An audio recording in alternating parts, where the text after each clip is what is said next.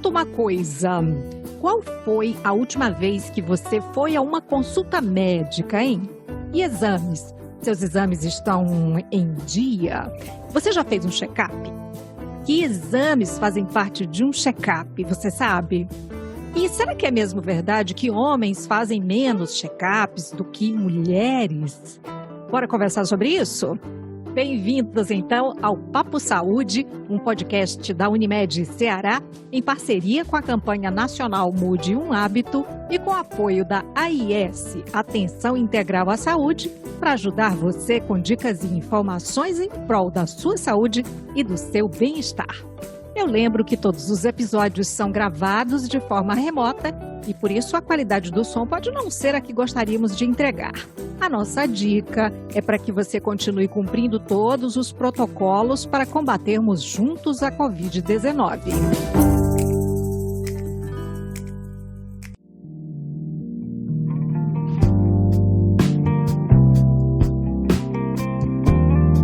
No papo de hoje, a gente reforça a importância da prevenção e do papel essencial para garantir o bem-estar ao longo da vida, mantendo uma vida saudável, além de fazer os exercícios físicos, de ter uma boa alimentação, é preciso estar com os exames médicos em dia. Quem vai reforçar isso com a gente é a médica de família e pediatra Marisa Bandeira. Bem-vinda, doutora Marisa. Oi, tudo bem? Obrigada aqui pelo esse papo descontraído, Maísa. E vamos lá ver o que a gente tem hoje para conversar. Doutora Marisa, você viu que a primeira coisa que eu falei aqui foi aquela pergunta crucial, né? Qual foi a última vez que você se consultou com um médico? Parece uma sentença, assim, né? Eu queria saber o que seria uma resposta ideal para essa pergunta. Bem, depende muito da faixa etária da pessoa, né? As crianças, adolescentes, adultos, idosos, cada um com a sua idade vai ter uma necessidade diferente. Por exemplo, uma criança saudável até 2 anos de idade, ela tem que ter uma regularidade de ir ao pediatra, ou médico de família, ou médico de uma forma geral, para ter acompanhamento do crescimento, do desenvolvimento, ver se está tudo ok. Passada essa idade dos 2 anos, a cada uma vez por ano, daria para a criança ir e ter essa avaliação. Quando a gente já falando nos extremos, um idoso depende muito daquelas comorbidades, as doenças que esse idoso tem. Se ele é hipertenso, se ele é diabético, se ele fuma, tem alguma doença pulmonar. Então, esses fatores vão fazer com que a pessoa tenha que ter uma frequência maior ou menor de comparecimento em consulta médica. Bom, então, pelo que a senhora já começou falando aí, eu posso ficar tranquila que check-up não é coisa de hipocondríaco não, né? Aliás, o que é o check-up? Bem, o check-up, na verdade, é uma avaliação que você vai fazer de uma forma, assim, bem geral, né? Não é que você vai chegar lá e vai fazer todos os exames possíveis e imagináveis do mundo, entrar numa máquina de tomografia e ver todas as doenças que eu possa vir a ter, não. Existem aquelas doenças mais prevalentes para cada faixa etária, para aquela população, e aí nós vamos ter cuidado com isso aí. Por exemplo, uma pessoa acima de 40 anos, a gente tem que ter cuidado mais com diabetes, hipertensão, doenças da tireoide. Mulheres acima de 40 anos, mamografia para ver a questão de câncer de mama. Homens, avaliação acima dos 40 anos de câncer de próstata. Então, para cada idade, teria mais ou menos aquilo que é o mais importante. E como temos a questão da nossa vida diária, das mudanças de hábitos, as pessoas têm ficado, com o passar dos anos, vinham sendo mais sedentárias, então a alimentação era uma coisa muito negligenciada. Então, tem que ver o perfil lipídico, tem que ver como é que está o colesterol, né? E o exame físico também dessa pessoa, se ela está obesa, se não está, como é que está o condicionamento físico. Mas ainda bem que hoje agora todo mundo está naquela vida mais saudável, todo mundo fazendo dieta, fazendo exercício físico, e isso está melhorando bastante. Será? Bom, a gente tem feito um esforço para, pelo menos, alertar que é necessário, né, ter isso em mente, mudar os hábitos, né, procurar hábitos melhores. Bom, a senhora falou aí que não é que a pessoa vai entrar numa máquina e vai sair procurando doença, mas, de toda forma, o check-up é uma forma de prevenir, não é isso? Sim, é uma prevenção bastante importante, porque muitas vezes você tem uma doença muito comum, vamos dizer assim, e você não sabe. Por exemplo, hipertensão. Quantas pessoas são hipertensas e desconhecem? Ela é uma doença silenciosa, ela não causa sintomas. Uma pressão alta, ao ponto da pessoa ter sintomas, ela já tem anos de pressão elevada, a repercussão no seu corpo já foi enorme, os estragos já estão grandes. A mesma coisa com a diabetes. A gente não sabe que é diabético e leva anos para descobrir e descobre de uma forma ruim, já chegando numa emergência, já cheio de complicação. E quando você já tem aquele cuidado de ter uma periodicidade para ver se tem realmente algo, você já previne essas complicações. Hoje em dia, nós vemos cada vez mais jovens tendo diabetes. As pessoas estão tendo diabetes cada vez mais cedo. Questão dos comportamentos também, né? Você já falou aí sobre as faixas etárias, dependendo da idade e tal, mas mesmo assim, a gente sabe que tem a dúvida. Por quê? Primeiro, quando você é criança, tua mãe lhe leva ao médico ali, né? Todo mês, quando é bebezinho, para acompanhar o crescimento, o peso, enfim, saber se está tudo ok. Aí, a meninada vai crescendo um pouquinho mais, isso vai se passando, convenhamos que, vamos confessar, é assim que acontece, né? E daí chega aquela fase que você não sabe mais se você vai no pediatra ou se você vai já no médico de adulto e fica aquela confusão. E eu acho que a Joyce, que participa com a gente agora, tem mais ou menos algo que pode levar a isso, porque tem essa dúvida em relação à idade ainda. Então eu queria colocar aqui a pergunta dela para você reforçar, tá? Oi, aqui é a Joyce de Fortaleza e eu gostaria de saber a partir de que idade é recomendado fazer check-up. Doutora Marisa, é o que eu disse. A Joyce tem uma vozinha aí que parece que ela deixou de ser criança há muito pouco tempo, mas ela está esperando a idade certa para ir fazer o check-up. Hoje em dia, eu já não diria uma idade certa, né? É como eu te falei, tem que ter aquele acompanhamento com o médico, com a certa regularidade e as indicações. Por exemplo, se eu estou ali numa consulta, a criança é mais gordinha, não é um adulto cheio de doenças, mas eu já tenho que ter aquele cuidado. Opa, como é que está a alimentação dessa criança? Será que eu não tenho que ver a glicose, o colesterol, os triglicerídeos, né? Eu já tenho que ter um cuidado com isso aí. Então, assim, toda idade teria, sim, como ter esse cuidado, mas, digamos, por exemplo, um adulto jovem, sem doenças familiares, sem história de diabetes, hipertensão, câncer, digamos que a cada 2 anos a pessoa possa ir no médico fazer exames de rotina. Agora, aquela pessoa que já tem uma história familiar de doenças, diabetes, hipertensão, eu falo dessas que são as mais prevalentes, né? O câncer.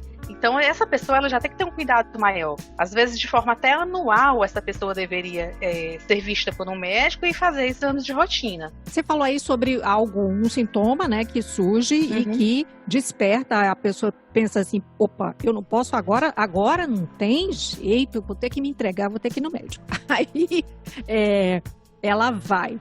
Normalmente, são essas doenças, como a hipertensão, que levam a pessoa para o check-up, a fazer esses exames. E, aliás, qual é o primeiro médico que se deve procurar caso queira realizar, dar uma geral, assim? O primeiro médico pode ser o médico da linha de frente mesmo, por exemplo. Nas unidades básicas de saúde, posto de saúde, o médico de família. Hoje em dia, as clínicas particulares têm investido muito, os planos de saúde também no atendimento primário com o médico de família, que é aquele médico que ele tem um conhecimento geral, né, sobre a saúde, sobre o desenvolvimento do indivíduo, ou um clínico geral. Você pode inicialmente ir para esse tipo de médico, não precisa já de cara, eu vou para um cardiologista, vou para um endocrinologista, não, você pode inicialmente ir para um generalista ou para um médico de família, que é a pessoa que tem esse conhecimento. Muito bom, eu acho que já está na hora da gente trazer a dúvida da Gabriela, tá? Olha só, qual é a pergunta da Gabriela? Meu nome é Gabriela Castro, eu sou de Fortaleza, Ceará. E eu queria saber que exames que eu preciso pedir anualmente para fazer o check-up, sendo mulher, porque precisa de um cuidado maior, né, e tudo. No caso, uma mulher, se ela tiver menos de 40 anos, hemograma, triglicerídeos que vão ver as gorduras, o colesterol, TSH e T4 livre, que são exames que vão ver o funcionamento da tireoide. Muitas vezes a tireoide também, ela tem doenças silenciosas, tá? Consumados de urina, que é um exame, assim, bem básico, é o padrão, assim, o básico que a gente teria. Como eu tinha dito anteriormente, uma mulher acima de 40 anos, a gente já pensa dependendo da idade, uma mulher que tem uma mama assim, mais para uma mulher mais idosa ou mais nova, vai diferenciar se vai ser uma mamografia ou se vai ser uma ultrassom de mama. Mas a mulher que tem menos de 40 anos, que tem história familiar de câncer de mama, ela não vai esperar os 40 anos, ela já vai se precaver antes. E o exame da prevenção, né? O exame ginecológico também, não esquecer que as mulheres esquecem e muitas vezes pensam que é só... O Papa Nicolau. Às vezes pensam que é fazer um ultrassom transvaginal que substitui. Não substitui. Isso é bom até deixar claro que são coisas distintas, vêm coisas diferentes, né? O exame de preventivo de câncer de colo de útero é aquele que o nome é prevenção, que as pessoas conhecem. O ultrassom transvaginal, ele não substitui esse exame, ele vê outras patologias. Bom, e já que a gente falou aí, atendeu a dúvida da Gabriela, vamos pensar aqui nos homens, né? Os homens fazem mesmo menos check-up do que as mulheres? Porque embora a gente tenha, né, anualmente a campanha em relação ao câncer de próstata e tal, mas aí você já pensa num homem ali a partir dos 40, 50 anos e os mais jovens. Afinal, o que precisa para os homens nesse caso específico? Homem só vai para o médico amarrado. Empurrado, levado pela mulher. A mulher leva, a mãe leva, né? Sozinho é uma raridade, é impressionante. E quando se fala em câncer de próstata, então, ainda tem muito preconceito, né? Muito aquela questão do ego, da masculinidade. Algumas pessoas ainda não. Então, às vezes a gente vê coisas assim tristes. Uma pessoa que descobriu uma doença tardiamente, que poderia ter sido não prevenido, mas poderia ter sido descoberta de forma precoce, tratado, ter tido vários anos de vida e que não teve isso por medo, porque se os olhos não veem, o coração não sente. Se eu não estou sentindo nada, para que eu vou no médico achar a doença, né? Tem muito essa mentalidade ainda. Por isso que eu lhe perguntei lá no início se check-up é para encontrar doença, porque tem muita gente que ainda tem essa mentalidade. Não. É para um diagnóstico precoce, para a gente chegar no diagnóstico antes que essa pessoa tenha complicações e numa situação em que possamos resolver aquilo ali e a pessoa ter uma vida normal, né? Hoje em dia, várias doenças, as pessoas vivem muita doença, câncer, a pessoa vive vários anos, né? E se falar de homem, tem também a questão vê tabagismo. Hoje em dia a mulher também fuma muito, mas assim, ainda se vê mais homens fumando, né? Então, assim, avaliar também questão de doenças pulmonares seria importante. Baixa hormonal também, né? Também, hoje em dia está na moda, né, a questão dos hormônios. E também tem a questão do cuidado. Alguns homens, inclusive os mais jovens, estão até mais preocupados, indo para academia, querendo malhar, e aí vem o viés, né? Do mesmo jeito que tem as doenças, que elas não têm uma origem definida, né? Assim, tem aquelas que são ocasionadas por alguns excessos. Muita gente tomando hormônio, né? Muitas vezes sem acompanhamento médico nenhum, então isso aí também é importante. Suplementação alimentar, né, de forma discriminada. E que até que ponto são suplementos realmente, se não tem drogas colocadas ali dentro daqueles suplementos, às vezes são colocados hormônios tireoidianos, por exemplo, né? E a pessoa está tomando e não faz nem ideia. Mas, doutora Marisa, deixa eu tirar aqui uma dúvida. O que define o check-up, então, não é a quantidade de exames, mas é o foco, é o direcionar para o paciente, para a história que ele chega ali contando. Hoje em dia, é cada vez mais importante uma medicina baseada no indivíduo, tá? E não aquela coisa como se fazia antigamente, de isso aqui para todo mundo, esse remédio para todo mundo, esses exames aqui para todo mundo. Hoje, cada vez mais, a gente tem que particularizar mais essa medicina, voltada para aquele indivíduo, na história daquele indivíduo. Qual é a história familiar, né, que eu já falei aqui várias vezes, isso é muito importante, as doenças da família, que aquela família tem, a carga genética que essa pessoa possui, o meio ambiente que ela vive, ele fuma, essa pessoa fuma, essa pessoa, como é que as condições de trabalho dessa pessoa, essa pessoa trabalha por exemplo, numa madeireira, exposta à poeira, numa siderúrgica. O nível de estresse, né, que hoje é muito avaliado. Isso, hoje em dia as doenças psiquiátricas são das mais prevalentes. Hoje em dia acomete qualquer faixa social, acomete várias idades, né? Então tem que ser uma coisa particularizada mesmo. E olhando-se essa história, vendo como esse indivíduo, você vai definindo que exames adicionar, além daqueles básicos que eu já falei. Obviamente que quem tem uma doença crônica vai ter que analisar essa periodicidade aí, o médico avalia essa periodicidade, e isso pode até encurtar normalmente? Isso, com certeza. Enquanto você pode ter um adulto saudável que vai ali a cada 2 anos, mais ou menos, ao médico fazer uma avaliação, uma pessoa que já tem uma doença crônica estável poderia ali ser visto uma vez por ano, dependendo do grau de estabilidade, mas na maioria das vezes cerca de 6 meses, por exemplo, um hipertenso, bem controlado, com as medicações em dia, a pressão tá ok, pelo menos a cada 6 meses seria bom esse paciente ser visto pelo médico. Importantíssimo isso aí, hein, gente? E atenção, dente, gente, todo mundo esquece de dente, é impressionante, né? Acho que na pandemia todo mundo esqueceu o dentista, assim, pô, parece algo menor, se não tem uma dor ali, algo incômodo, não caiu uma obturação ou um canal, você não se preocupa. Mas o que eu quero perguntar é o seguinte, dentes, olhos, coluna, tudo entra aí num check-up? Tudo entra, por exemplo, eu não sou dentista, mas assim, a saúde bucal ela é muito importante, porque quando você tem as cáries, tem aqui algumas coisas, lesões na sua boca, é uma porta de entrada para a infecção. E você tá ali, pode entrar uma bactéria por ali, sem querer assustar as pessoas, e uma bobagem virar uma coisa mais grave. Porque já basta um vírus entrando na vida da gente. Se somar uma bactéria, aí desculpa, não vai dar. É uma brincadeira, pode continuar. Mas assim, questão de coluna.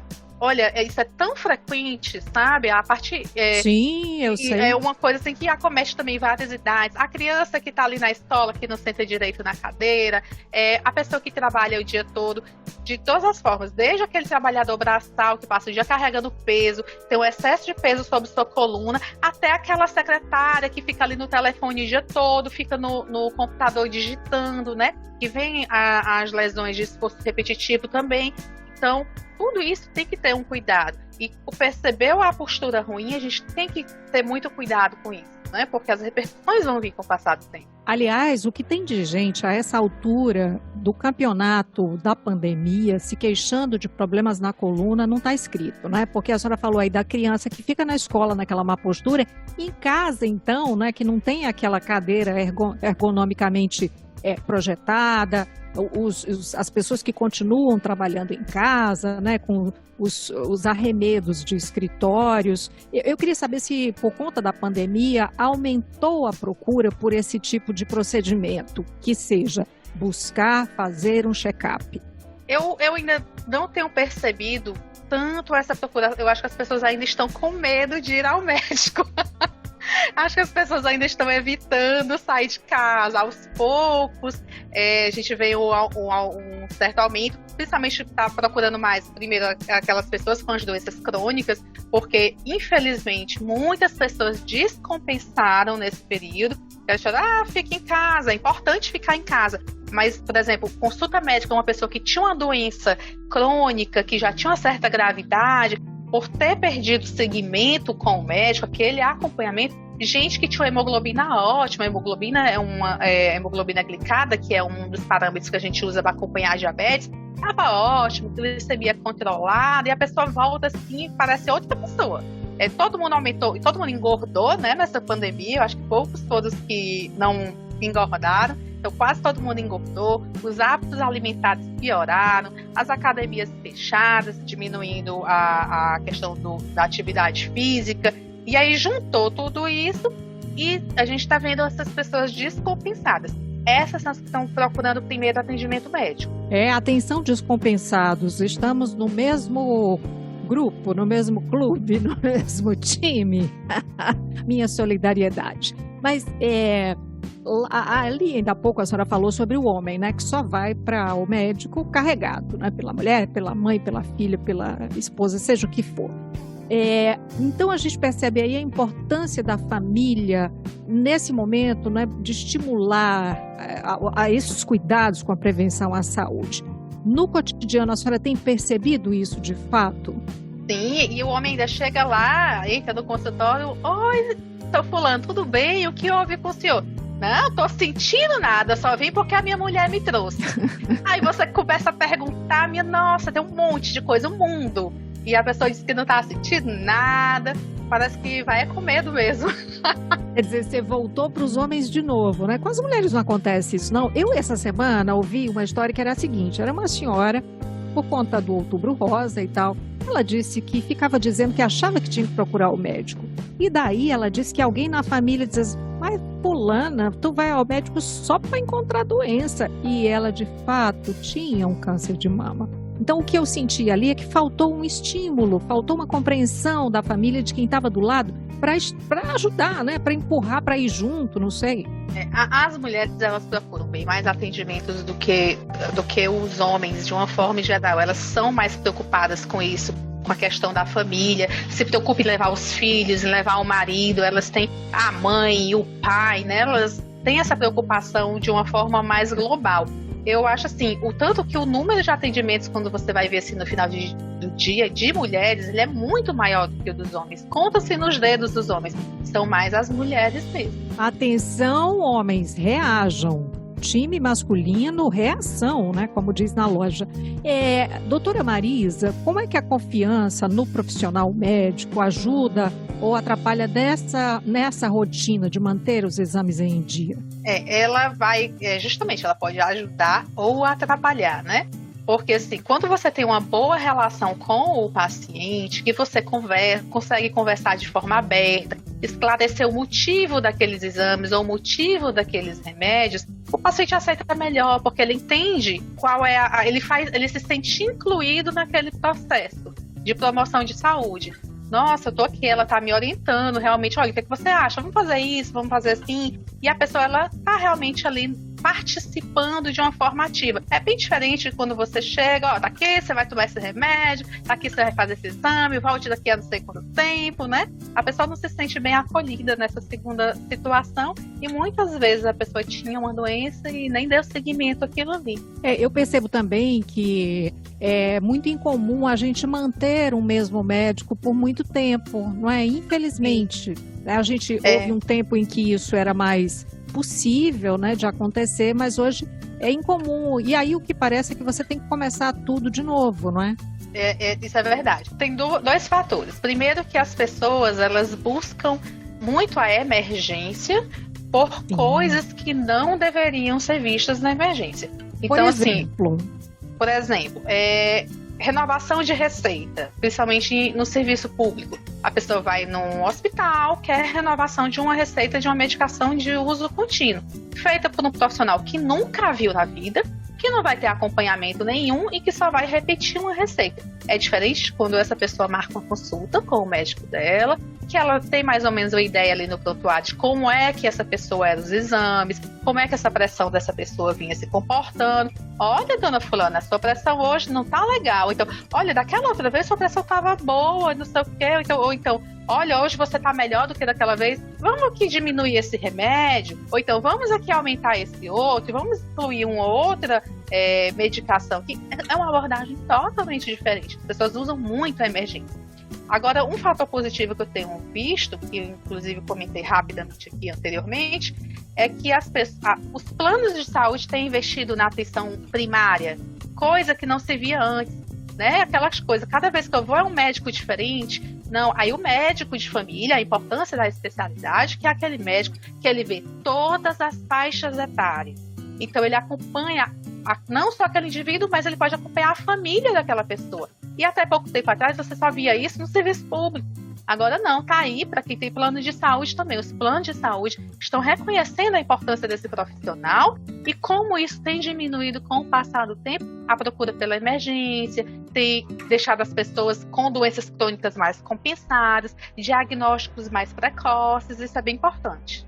A outra questão que me ocorre agora é o seguinte, é a gente manter um histórico também dos exames, né? Eu vi, inclusive, recentemente um aplicativo em que você vai lá e registra todos os exames. Uma mãe que criou, porque ela tinha uma dificuldade enorme de ficar levando um monte de exames para todas as consultas que ela ia com a filha com uma doença crônica, E aí ela criou esse aplicativo. Então, qual é a importância da gente ter esse registro, um lugar, uma gaveta, uma caixa, um baú, um container, não sei que você vai... Depende, né?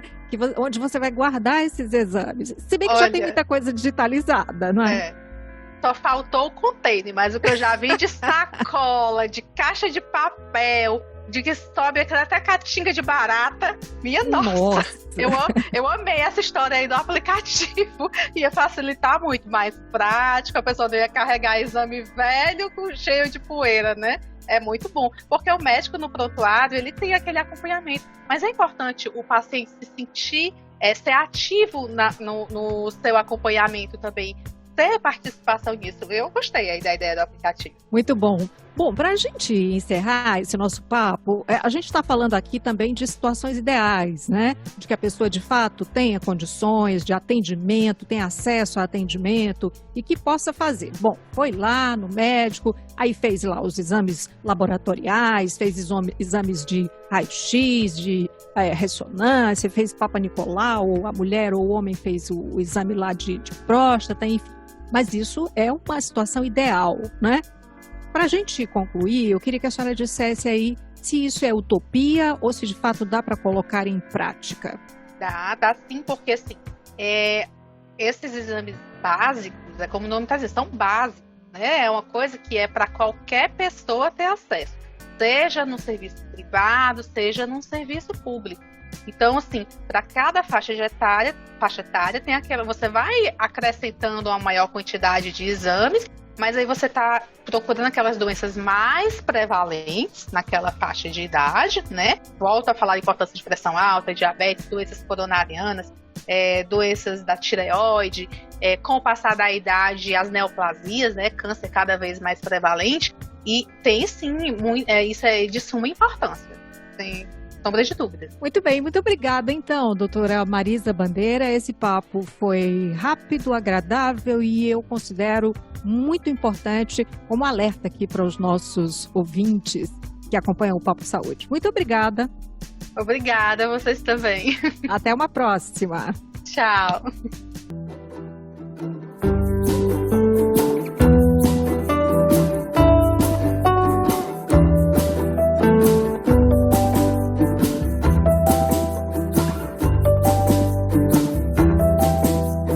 Nós conversamos hoje, então, com a médica de família e pediatra Marisa Bandeira, nesse episódio do Papo Saúde, o podcast da Unimed Ceará, com dicas e informações em prol da sua saúde e do seu bem-estar. Eu lembro que esse episódio foi gravado de forma remota, cada uma de nós nas suas casas, e que por isso a qualidade do som pode não ser a ideal, a que nós gostaríamos de entregar a você. Esta série de conteúdos especiais é divulgada todas as quintas-feiras com novos temas por aqui. Cuidar de você, esse é o plano. Para outras informações sobre a AIS, Atenção Integral à Saúde, você pode entrar em contato com a Unimed Ceará pelos perfis oficiais no Instagram e Facebook, ou pelo site acessando www.unimedceara.com.br. Até a próxima!